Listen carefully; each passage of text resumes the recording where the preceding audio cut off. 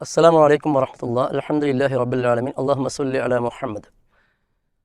قال الحسن البصري رحمه الله: الدنيا 3 أيام، أمس مضى وغدا قد لا تدركه فاليوم لك فعمل فيه.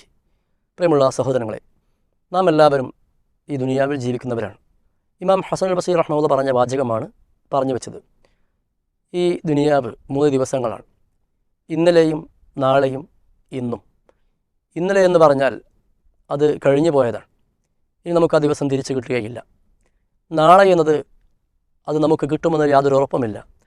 അൽ യൗം ലക ഫഅമൽ ഫീഹി, അതുകൊണ്ട് ഇന്ന് നാം ജീവിച്ചിരിപ്പുണ്ട്, ആ ദിവസത്തിൽ നീ പ്രവർത്തിച്ചു കൊള്ളുക എന്ന് വലിയ ഗുണപാഠം നൽകുന്ന, നമ്മുടെ ജീവിതത്തെ നന്മയിൽ സമ്പന്നമാക്കാൻ നമ്മൾ ഇന്ന് തന്നെ പ്രവർത്തിക്കണം, നാളേക്ക് നീട്ടിവെക്കരുത് എന്ന ആശയം നൽകുന്ന കാര്യമാണ്.